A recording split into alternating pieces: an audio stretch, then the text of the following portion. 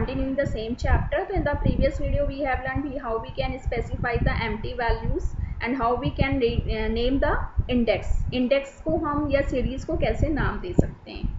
अब ये प्रोग्राम भी प्रीवियस प्रोग्राम से मिलता जुलता ही है। इसमें हम मैथमेटिकल एक्सप्रेशंस पे काम करेंगे।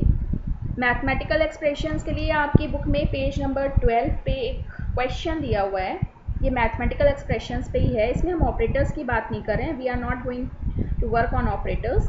इसमें क्वेश्चन 11 एग्जाम्पल 12 देखिए, sequences section and country 1 store the section and this. जैसे पिछले वाला क्वेश्चन था उसमें भी सेक्शंस दिए थे और उनकी कंट्री दी हुई थी, बट इसमें एक कंट्री में फिफ्थ वाली कंट्री निल है, यानी कि कोई वैल्यू नहीं है।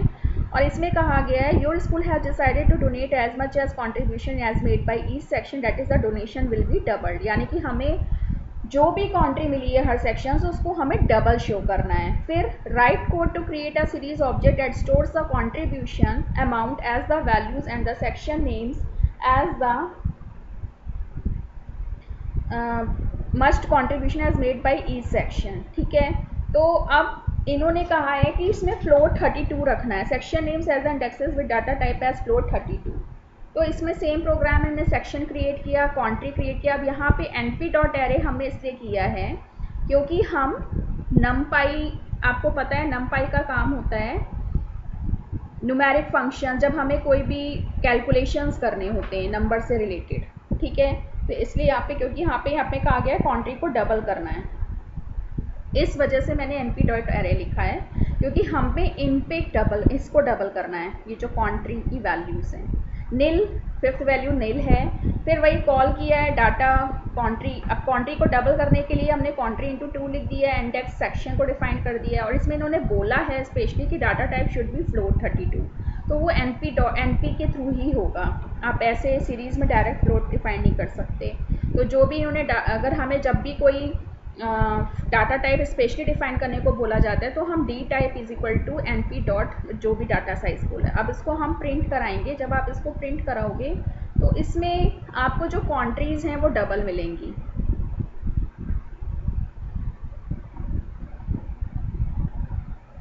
ओके, मैंने np.nan नहीं लिखा, सॉरी, फिर वही मिस्टेक। ठीक है, तो यहाँ पे हमें नील नहीं लिखना है, नील मैंने वहाँ से लिख लिया, np.nan लिखना है, जैसे कि मैंने आपको पहले बताया था।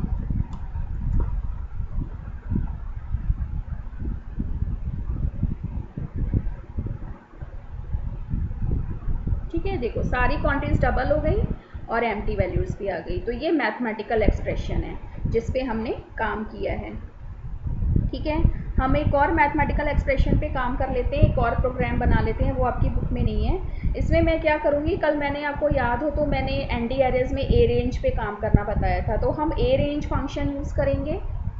ठीक है, एक और प्रोग्राम कर लेते हैं मैथमेटिकल एक्सप्रेशंस का।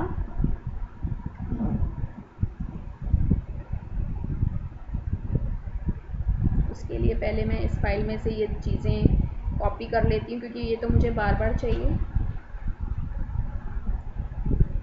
ठीक है, अब इसके बाद हम एक वेरिएबल लेंगे a is equal to np, क्योंकि आपको पता है अब हम कैलकुलेशन की बात आती है तो np के बिना काम नहीं चलेगा। ये एक न्यूमेरिक फंक्शन है np.arange।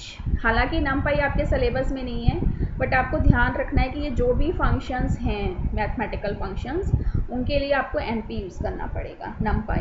और इसमें मैंने a रेंज में आपको पता है क्या होता है, जैसे कल भी हमने डिस्कस किया था, तो 10,15। ठीक है, तो 10 से लेके 15 तक की ये वैल्यूज़ डिफाइन करेगा, बट ये एक कम लेगा। ए रेंज में आपको अगर याद हो तो मैंने आपको पहले भी बताया हुआ है कि एक वैल्यू कम लेके चलता है, तो 14 तक डिफाइन करेगा। ठीक है, अब अगर हम करेंगे प्रिंट ए,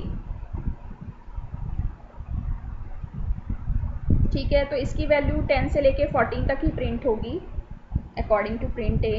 अब इसमें हमें क्या करना है, हम क्या करते हैं, एक वेरिएबल ले लेते हैं b is equal to P D dot series, क्योंकि हमें काम करना है मैथमेटिकल फंक्शन पे।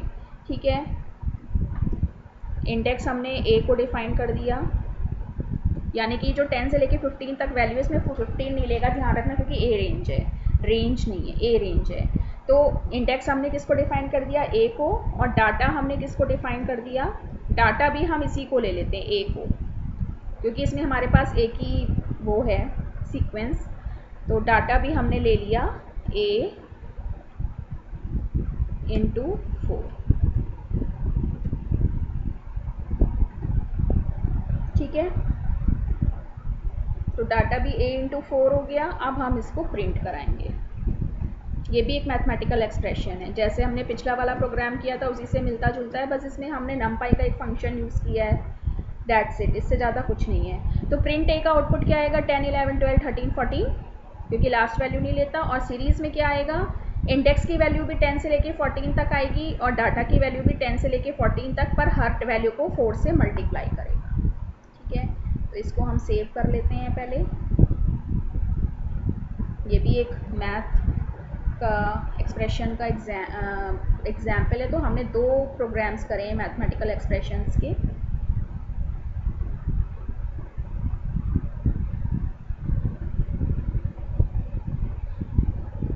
तो अब देखना, इसमें हमने एक ही सीरीज़ को इंडेक्स ही बनाया और डाटा, ये देखिए 10 से लेके 14 तक आएगा। लास्ट वैल्यू को कंसीडर नहीं किया ना ए रेंज में, तो ये इंडेक्स वैल्यू है 10 11 12 13 14, और ये क्या है, ये इसकी वैल्यूज़ को इसने 4 से मल्टीप्लाई की, क्योंकि हमने data is equal to A into 4।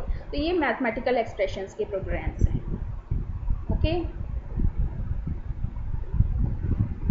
Thank you.